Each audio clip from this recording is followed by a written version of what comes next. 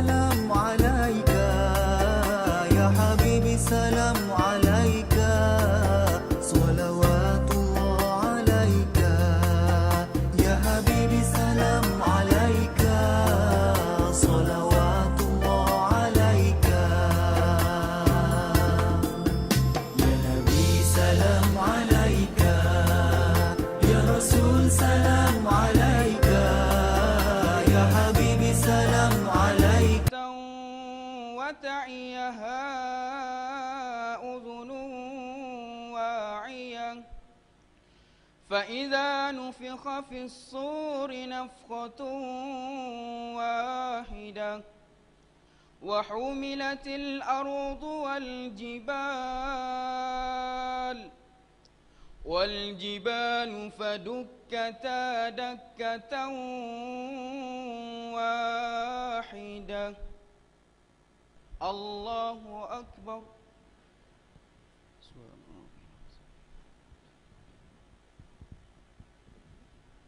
سمع الله لمن حمده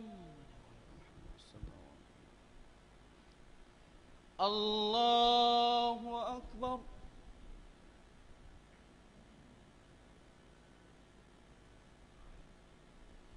الله أكبر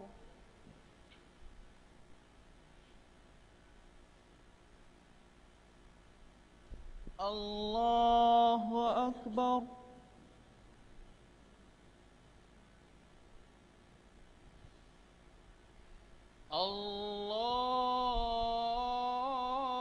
الله أكبر بسم الله الرحمن الرحيم الحمد لله رب العالمين الرحمن الرحيم مالك يوم الدين إياك نعبد وإياك نستعين اهدنا الصراط المستقيم صراط الذين أنعمت عليهم غير المغضوب عليهم ولا الضالين آمين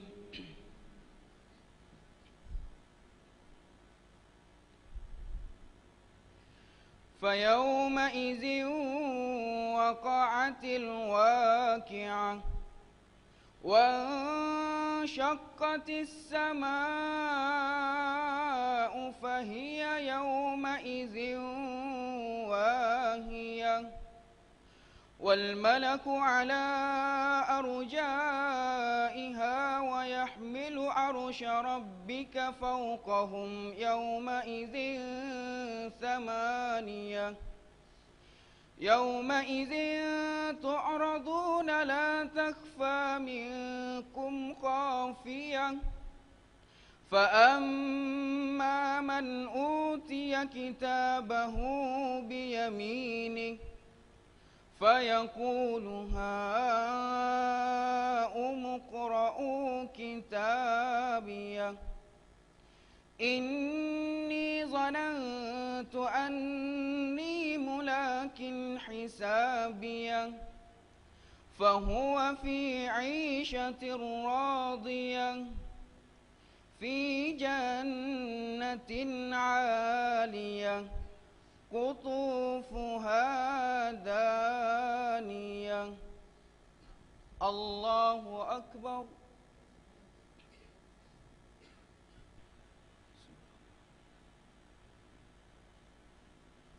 سمع الله لمن حمده اللهم اهدنا فيمن هديت وعافنا فيمن عافيت وتولنا فيمن توليت وبارك لنا فيما أعطيت وقنا واصرف عنا برحمتك شر ما قضيت تقضي ولا يقضى عليه فإنه لا يذل ولا يعز تبارك ونستغفر صلى الله عليه وسلم. الله أكبر.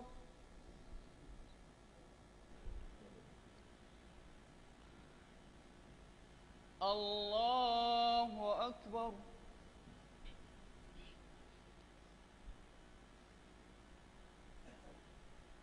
الله أكبر.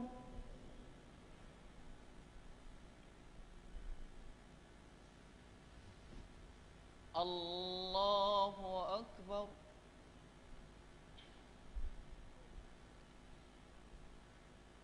التحية سلام سلام.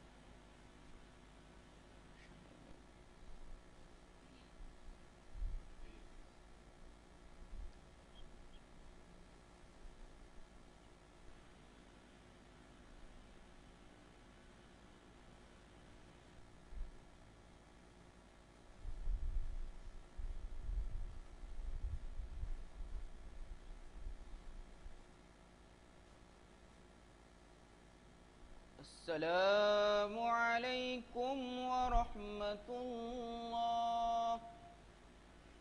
السلام عليكم ورحمة الله.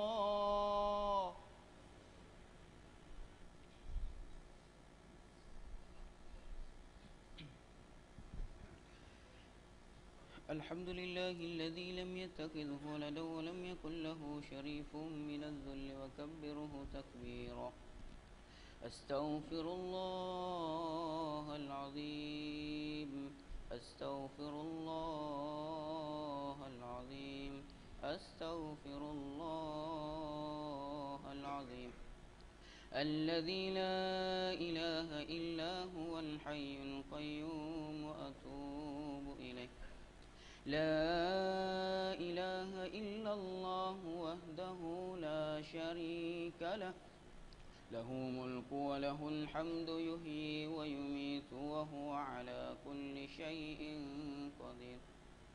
لا إله إلا الله وحده لا شريك له. له ملك وله الحمد يحيي ويميت وهو على كل شيء قدير.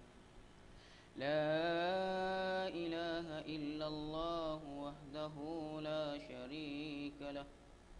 له ملك وله الحمد يحيي ويميت وهو على كل شيء قدير. لا إله إلا الله وحده لا شريك له. له ملك وله الحمد يحيي وهو على كل شيء قدير. لا إله إلا الله شريك له. وهو على كل شيء قدير. لا إله إلا الله وحده لا شريك له. وملك وله الحمد يحيي ويميت وهو على كل شيء قدير. اللهم أجرنا من النار. اللهم أجرنا من النار. اللهم أجرنا من النار. اللهم أنت السلام ومنك السلام وإليك يعود السلام. فحينا ربنا بالسلام وأدخلنا الجنة دار السلام. تباركت ربنا وتعاليك يا ذا الجلال والإكرام. أعوذ بالله من الشيطان الرجيم. بسم الله الرحمن الرحيم. الحمد لله رب العالمين. الرحمن الرحيم.